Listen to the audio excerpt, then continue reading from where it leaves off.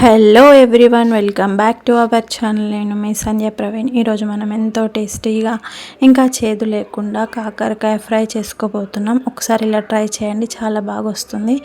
ముందుగా మనం కాకరకాయలను తీసుకొని వాటి తొక్క తీసి పక్కన పెట్టుకోవాలి. తొక్క మొత్తం తీసేయకుండా కొంచెం గరుకుగా ఉండే మాత్రమే తీయాలి.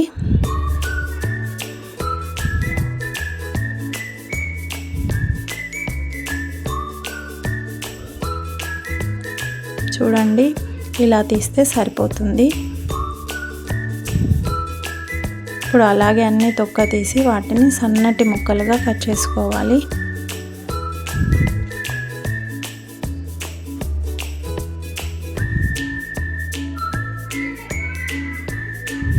ఇలా ఉంటే సరిపోతుంది. ఇప్పుడు వీటన్నిటిని ఒక బౌల్లోకి షిఫ్ట్ చేసుకోవాలి.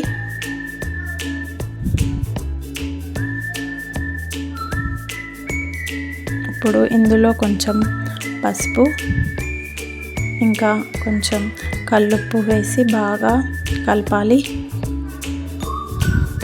ఉప్పు కరిగిన తర్వాత ఇందులో నుంచి వాటర్ వస్తుంది, కాకరకాయలో వాటర్ వస్తుంది, అదంతా పిండేసేయాలి.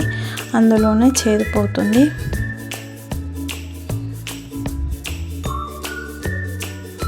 ఇప్పుడు కడాయి పెట్టుకొని అందులో కొంచెం ఆయిల్ వేసి కాకరకాయ ముక్కలని గోల్డ్ కలర్ వచ్చే వరకు ఫ్రై చేయాలి. ఈ ఫ్రై అవ్వడానికి 20 to 30 minutes పడుతుంది. సిమ్లో ఇంకా మీడియం ఫ్లేమ్లో పెట్టుకుంటూ మంచిగా ఒక 20 minutes మంచిగా ఫ్రై కానివ్వాలి.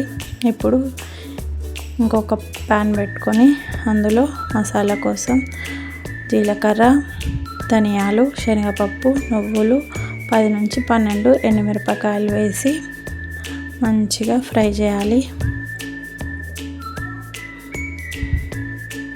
ఈ ఫ్రై అయిన తర్వాత మిక్సీ జార్లో తీసి పక్కన పెట్టుకొని చల్లారిన తర్వాత గ్రైండ్ చేసుకోవాలి.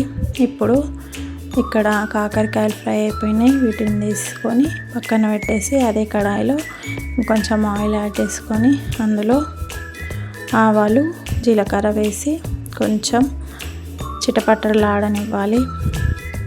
ఇవి కొంచెం వేడెక్కిన తర్వాత ఇప్పుడు ఒక 2 ఉల్లిగడ్డల ముక్కలు వేసి వాటిని కూడా ఫ్రై చేయాలి.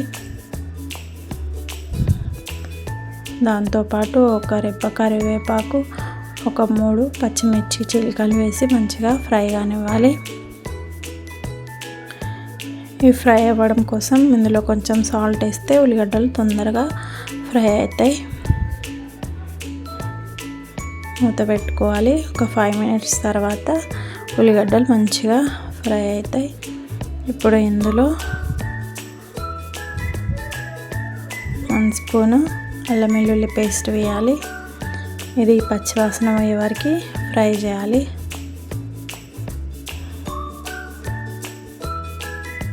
అల్లం వెల్లుల్లి పేస్ట్ వేగిన తర్వాత ఇందులో కొంచెం పసుపు వేసుకొని బాగా కలుపుకోవాలి. కలిపిన తర్వాత మనం ఇంతకుముందు ఫ్రై చేసి పెట్టుకున్న కాకరకాయ ముక్కలు కూడా వేసి ఒక 10 to 15 minutes ఫ్రై చేసుకోవాలి. ఆల్రెడీ మనం ఫ్రై చేసి పెట్టుకున్నాం కాబట్టి ఇప్పుడు అంత టైం పట్టదు. ఒక 10 minutes ఫ్రై చేస్తే చాలు.